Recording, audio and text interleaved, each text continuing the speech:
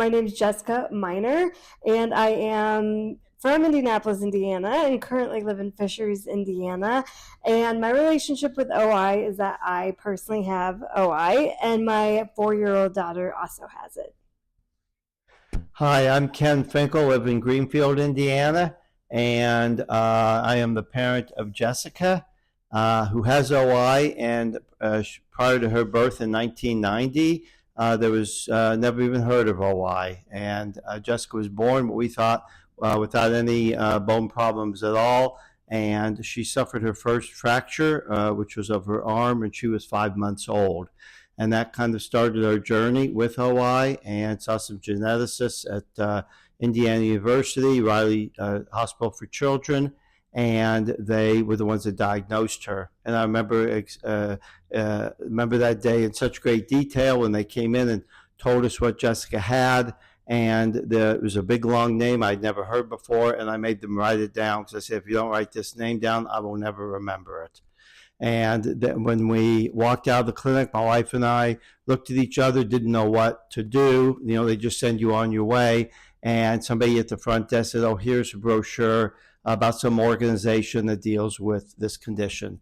And it was a brochure they had at the time of the OI Foundation, and that was the beginning of our journey. This was before the internet and before anything else, and anybody who was a parent at that time knows that feeling, because there was really limited resources and limited places to go.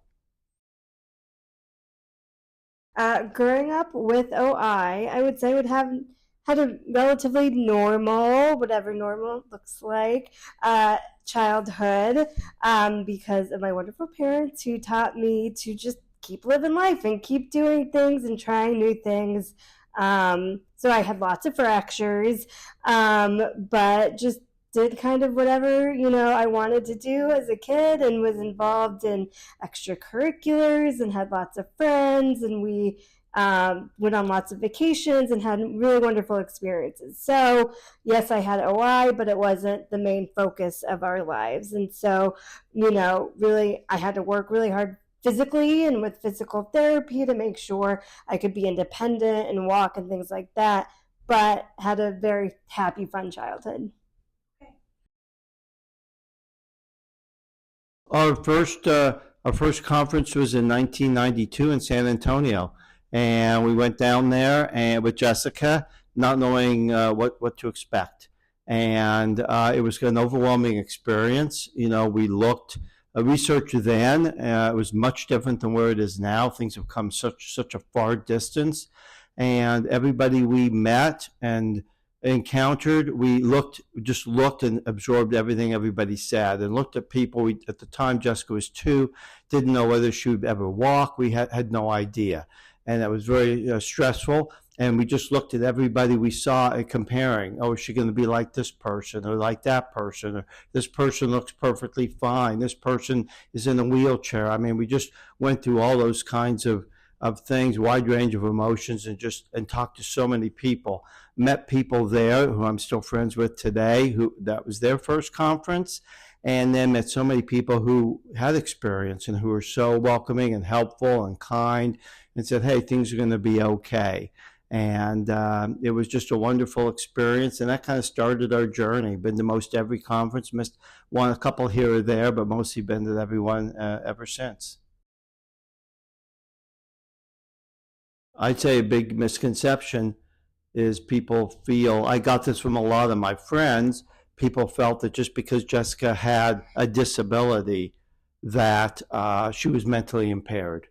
And everybody asked me, well, is she going to be able to go to school and be normal intellectually?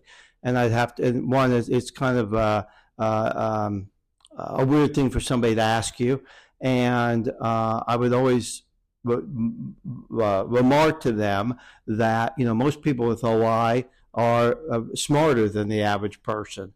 I said, and so, things get compensated for. And while Jessica may not be able to be physically like everybody else, she's going to excel mentally. And I would say that was, and honestly, to this day, I still occasionally get that. Jessica's an adult.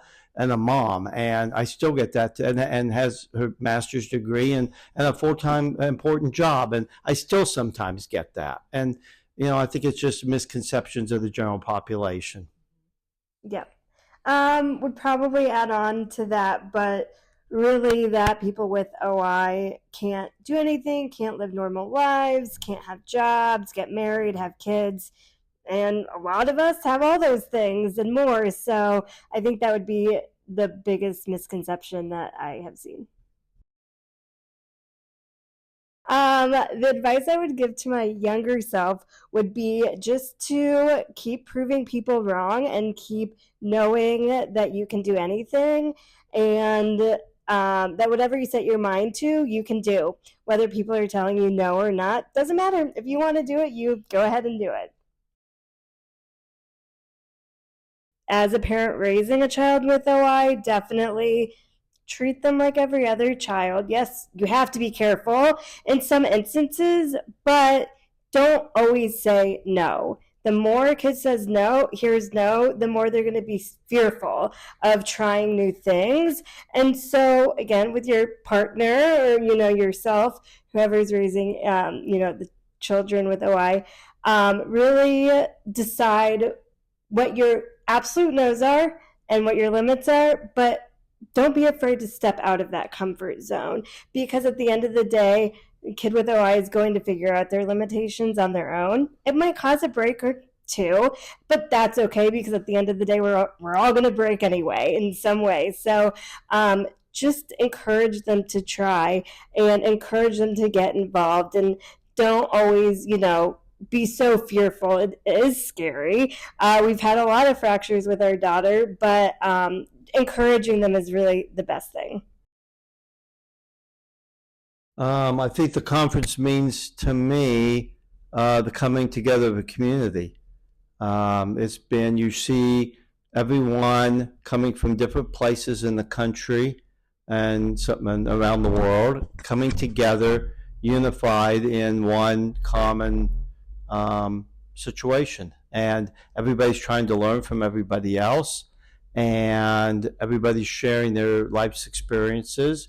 And I think that's really the biggest thing you get out of conference. The medical information is so terrific, and the doctors are so welcoming and wanting to talk to everybody. I talked to somebody today who said exactly that. Oh, this is fantastic. They wish they could bring all their colleagues who maybe have never seen an OI patient or seen one or two, to see 300-400 of them in one room. And I think that's the biggest part of conference, just that community, and everybody looks forward to it. And it's been terrific. I'm well down the line and well down the road on raising a child with OI, and now I have a granddaughter with OI.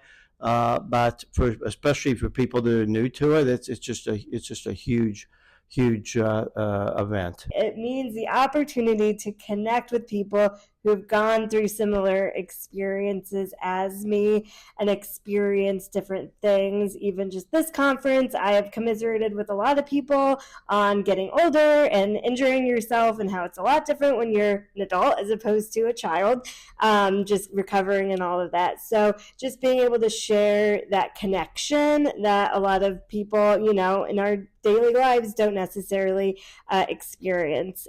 So that's the great thing about conference.